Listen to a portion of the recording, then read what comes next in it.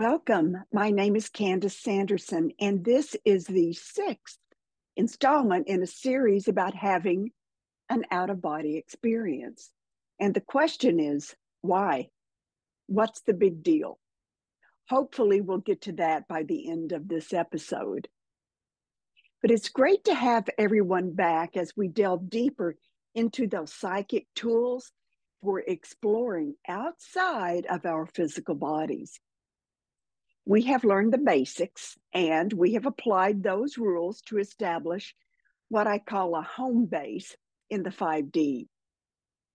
We also started building our tools now that we know how and why they work.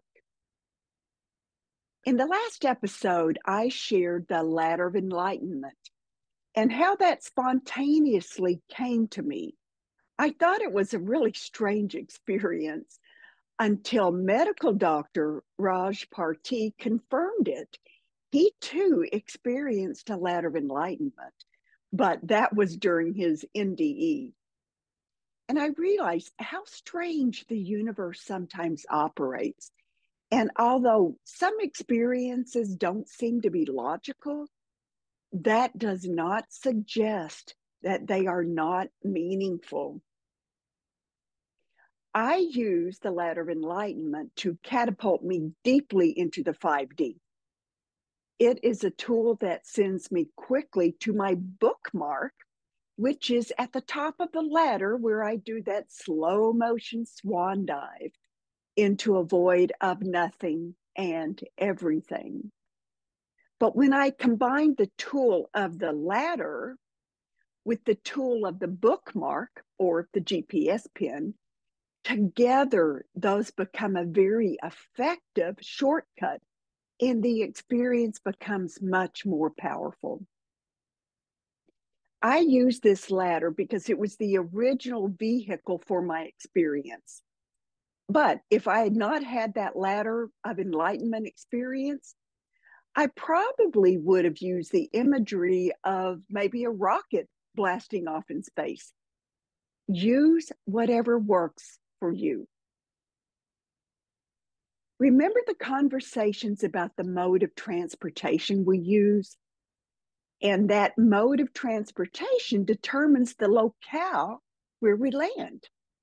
If we use an energy body just outside the physical form, regardless of what label we use to describe it, we are more likely to have a classic OBE where we find ourselves in our homes and it is so real that we may not even notice that we are out of body until our hand goes through a door. Now, I have to admit, that is a lot of fun. But if I want to put my tricycle away and grab the Lamborghini, then I use my ladder of enlightenment. Or use that rocket blasting off its launch pad. Because those tools will bypass the energy body that's closest to your physical body, and they will use a subtler energy body that allows you to travel farther and deeper into the 5D realms of the non-physical. As a tool, I collapse the ladder until it's about the size of a 6-inch ruler. I can then fold it into thirds. I can stick it in my shirt pocket, my back pocket, or keep it in that pouch on the side of my toolbox. If I were to use a rocket, then I would have a miniature launch pad in the middle of my dashboard with the tiny rocket with steam coming out, and it would be ready to launch at a second's notice. I would have a countdown timer and a big red button to smash for the launch. You can also install a miniature trampoline on your dashboard. I've done that, and it's great for 5D travel. You bounce, and off you go. In addition to having a dashboard, you can use a tool belt like Larry the Cable Guy. If you're going on a 5D adventure, you can go to your place that we developed in the 5D, open the door, and what's the first step?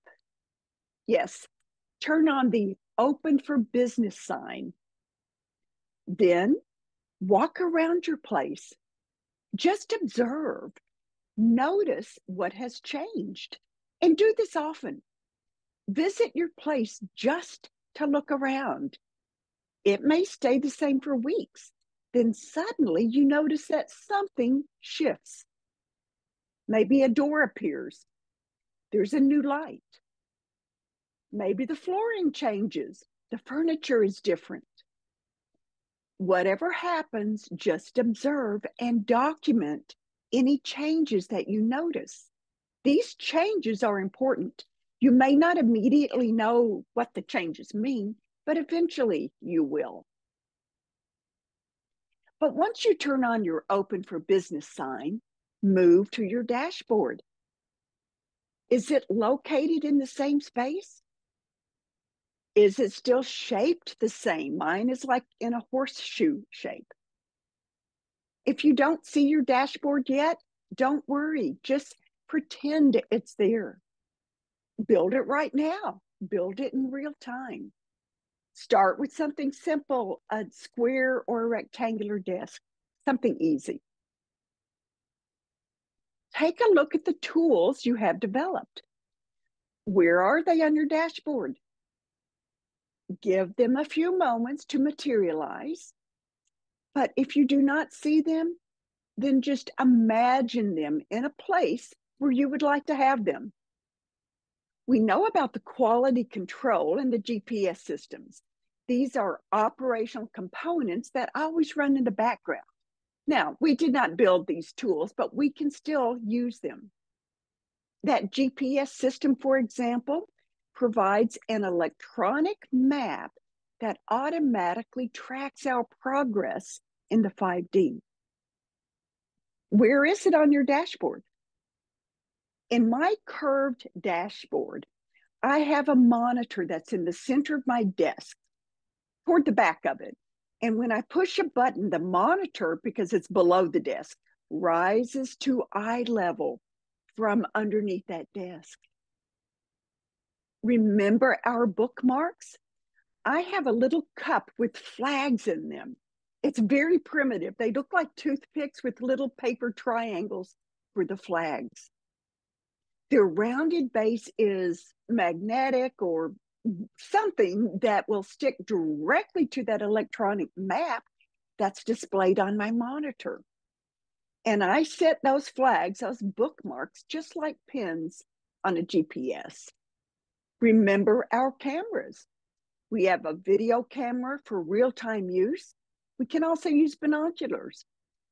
We also talked about a DVR remote when we revisit those 5D places.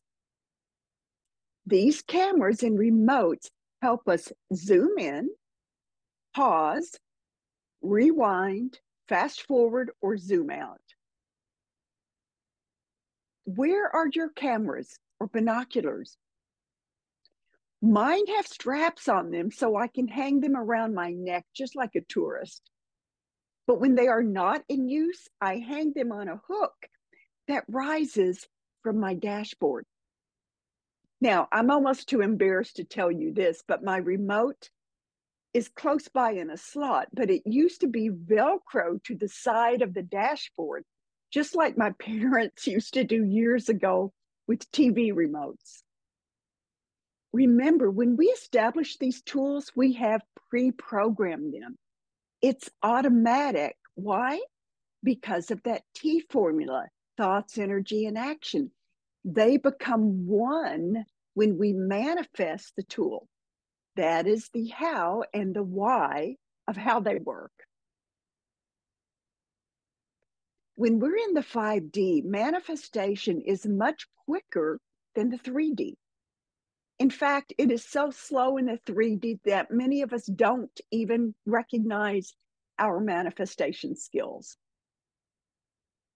But once you're in front of your dashboard, you can select a few tools to carry with you.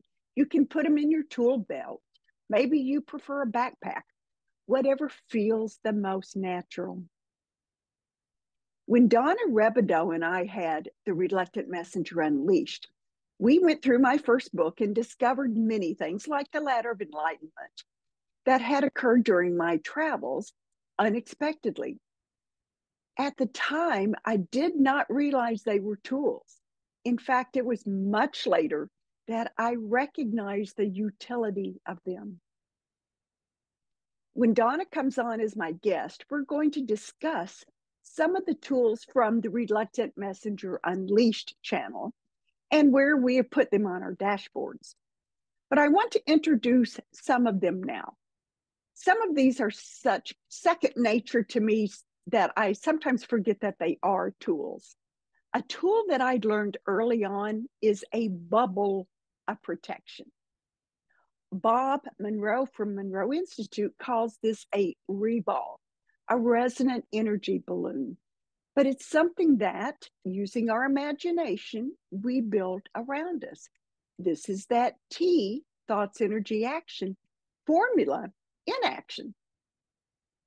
My energy balloon has morphed over the years, and I also incorporate some shamanic practices into it.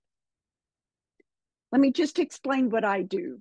I like to stand barefoot so I can feel my feet on the floor. I take a few breaths just to ground myself. And I know I'm ready when I begin to feel the soles of my feet tingle. I then bring the energy up from the bottoms of my feet. Now, you might ask, how do you do that? The TEA formula, thoughts become things. If I cannot visualize it, I make it up. I pretend, or I just think that there is a wave of energy that enters the bottoms of my feet and moves up through the center of my body. When I feel that energy coming up my body, I know it's time to begin. I start with my hands in prayer position over my heart. And as I bring my hands up, the energy follows. I go up through the top of my head and the energy flows outward like a fountain. Now, this is where I add something from South American shamanic practices. There is a spinning ball of energy about 8 or 12 inches above our heads. This spinning orb goes by many names: soul chakra, star chakra, the 8th chakra, or the shamans call it the Wiracocha. But it is a very powerful energy center. Many shamanic cultures believe that our essence uploads to this energy center when we die. So it is considered a very important link, a gateway in our journey beyond the physical. When I think of this 8th chakra, I see it like a miniature spinning sun, and it reminds me of an egg yolk. So as I inhale and move my hands up, still in prayer position, above my head, my fingertips pierce that 8th chakra, just like a giant egg yolk. And then I turn my hands outward, so the backs of my hands are touching. This is when I begin to exhale. And as I do, I slowly drag the contents of that 8th chakra down around my body to a place below the ground. And once you do this a few times, I can actually feel when I pierce that, and I can feel this silky energy coming around me. But like a waterfall or a shower, this energy cascades around me. When it goes a few inches below my feet, it then changes direction and moves up through the bottoms of my feet again, up through the center of my body and to my heart. So now I've made one complete loop. I will do this 2 more times. But the second time, when it flows out the top of my head, on that second pass, instead of showering down like a waterfall, I swirl the energy around me. First in one direction, And then on the third pass, the opposite direction. And it does not matter which direction you start with. But after these 3 passes, I have created a torus field around the body. Now, Bob Monroe, when he was talking about doing the reball, he did not call it a torus field, but that is precisely what it is. With this practice, when I use my hand motions and my breath, breathing in, then exhaling as I pull it around me, I'm actually programming these movements and breath work into the tool itself. And it helps to solidify the practice.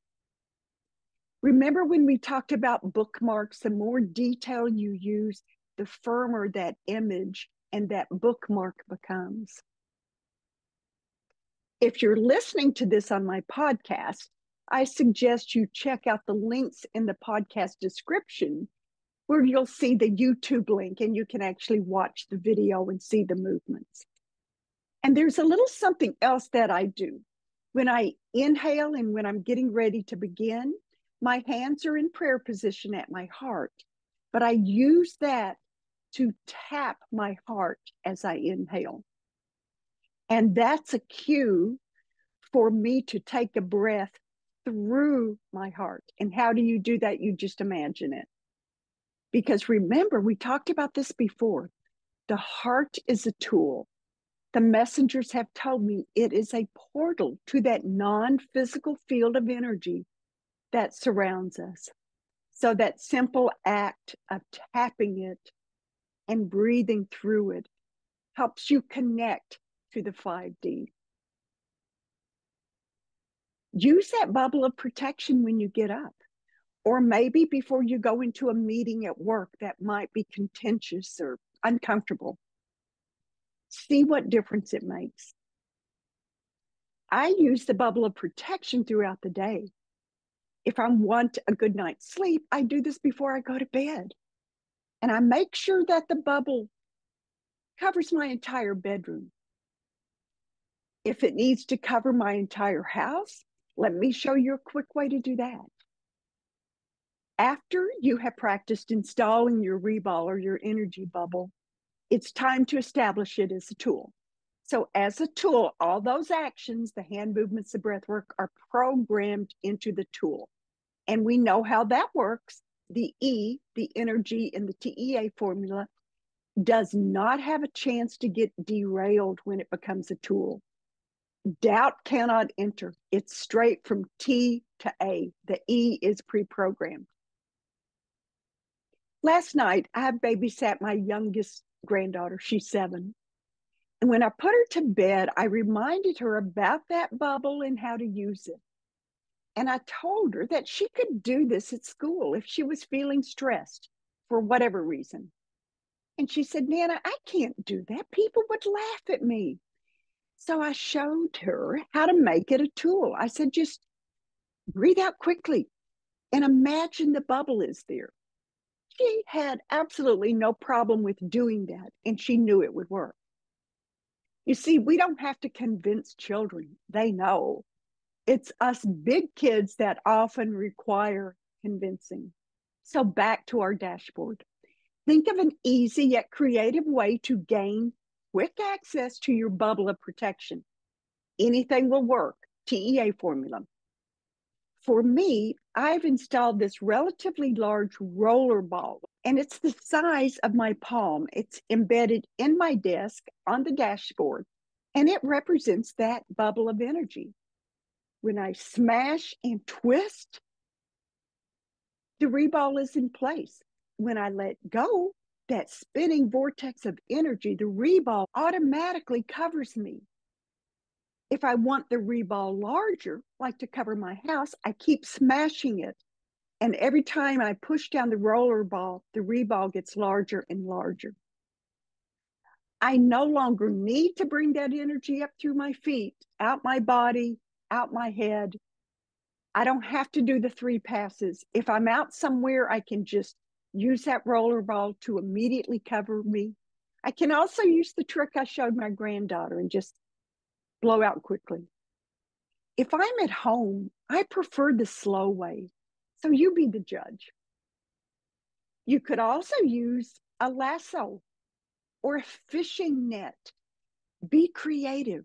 Whatever works for you that is easy to remember and makes sense. You might start off using one tool only to have it morph later, and that's great. Remember, these are thought forms that are fluid and dynamic. They often change with our needs. They interact with us and our energy fields. That is why it is so important to check in from time to time to see what has changed in your 5D place and your dashboards. Now I want us to step back and take a look at the Reball. Let's look at its larger purpose. Donna Rebido, during our episodes on the Reluctant Messenger Unleashed, categorized the tools into different purposes. This bubble of light certainly serves as protection. It protects us from outside influences that might have a negative impact on us. We can build on this tool when needed. For example, I avoid going to the mall. Too many people. The energy is too chaotic. But when I have to go, the first thing I do is install my bubble of protection. Then I know I might need more help, so I can add a layer on the outside of the bubble.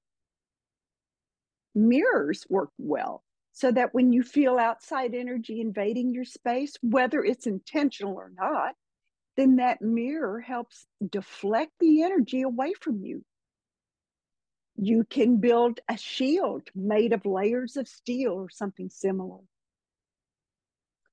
But think about this. You not only protect yourself from outside influences, but you cushion your personal energy field.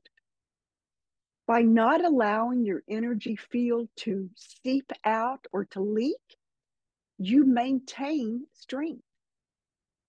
Your personal energy field is protected and can build, enabling you not only to survive, but to thrive. This is a good place to stop for the day. I cannot overemphasize the importance of these tools. I feel so blessed that my messengers have shown them to me and explained how they work. Those explanations really helped me as a psychologist who usually demands answers. Those explanations, like the TEA formula and how we access the 5D by expanding our points of existence, our awareness, those are priceless. These tools are steps to reach beyond our 3D lives. And why is that important? Well, of course, it can be such fun and actually very entertaining to have out-of-body experiences.